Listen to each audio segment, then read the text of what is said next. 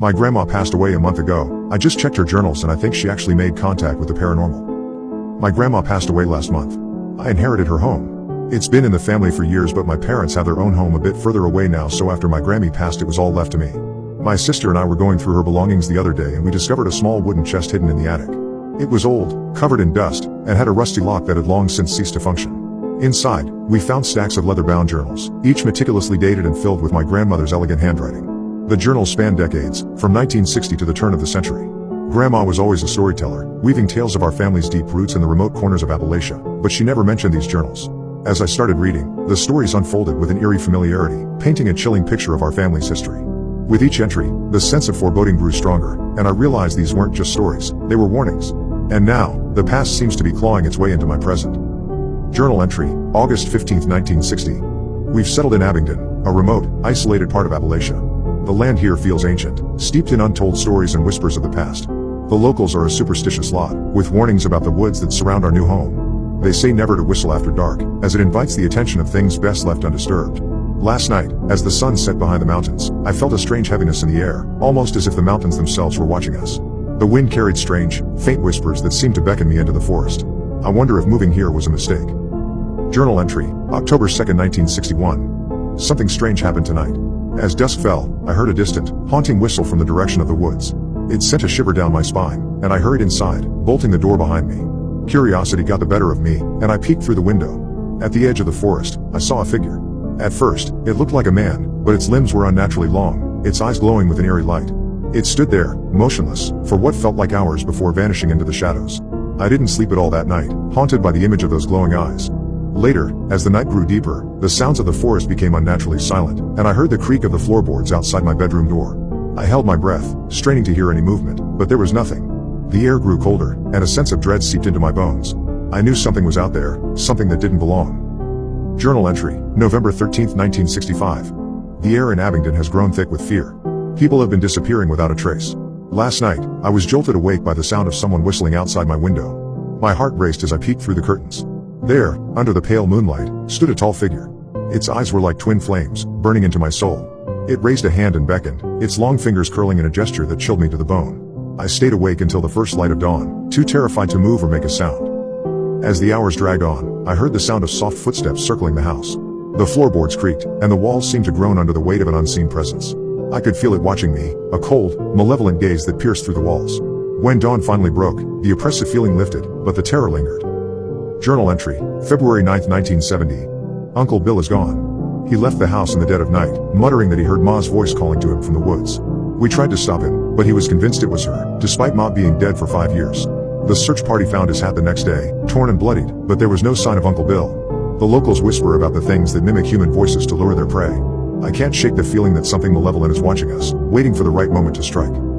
The night he disappeared, the air was thick with fog, and the trees seemed to close in around the house. Shadows danced at the edge of the forest, and I heard faint whispers carried on the wind. They sounded like Ma, but distorted, wrong. As the fog crept closer, the whispers grew louder, and I could feel a presence pressing in on all sides. When Uncle Bill stepped into the mist, it swallowed him whole, and the whispers stopped. Journal entry, September 21, 1980. I found strange tracks behind the house today. They looked like hoof prints, but far larger and deeper than any animal native to these parts. The old-timers say it's the devil himself, roaming the hills and looking for souls to claim. They speak of an ancient curse, a pact made by our ancestors with dark forces to protect the land. I used to think these were just old wives' tales, but now I'm not so sure. The air is thick with a sense of foreboding, and I can't shake the feeling that something is watching us from the shadows. As I follow the tracks, I notice the forest growing unnaturally silent. The usual sounds of wildlife were absent, replaced by a heavy, oppressive stillness. The tracks led to a clearing where the ground was scorched, as if burned by an intense heat. In the center of the clearing, I saw a figure, tall and gaunt, with eyes that glowed like embers. It turned its gaze towards me, and I felt a wave of dread wash over me. I fled back to the house, but I could feel its presence following me, a dark shadow that clung to my every step. Journal entry, May 12, 1995. I've seen it with my own eyes, the creature whatever it is. I was out checking the traps when I felt an overwhelming sense of dread, as if I was being watched. I turned and saw a creature emerging from the woods. It shifted forms, part human, part beast, its eyes burning with an unnatural light. It let out a low growl, a sound that seemed to vibrate through my very bones. I ran, stumbling and tripping in my haste, but I never looked back. Even now, I can feel its eyes on me, a malevolent presence that haunts my every step. The night after my encounter, I heard scratching at my window.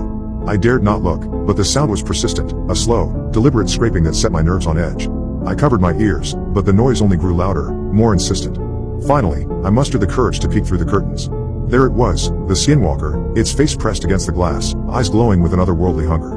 I screamed, and it vanished, but I knew it would be back.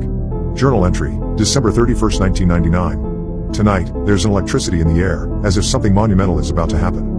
The wind carries strange whispers, and I hear the faintest, most unsettling sound of whistling. They say the new millennium will bring change, but I fear it's bringing something else. Something ancient, something hungry. As midnight approaches, the feeling of dread grows stronger. The shadows seem to move on their own, and I swear I saw a pair of glowing eyes staring at me from the edge of the forest. I can't shake the feeling that the past is catching up with us, and whatever it is, it's coming for me. As the clock struck midnight, the house was plunged into darkness. The wind howled, and the walls groaned as if under immense pressure. I heard footsteps, slow and deliberate, moving through the house. The air grew colder, and I could see my breath in the dim light.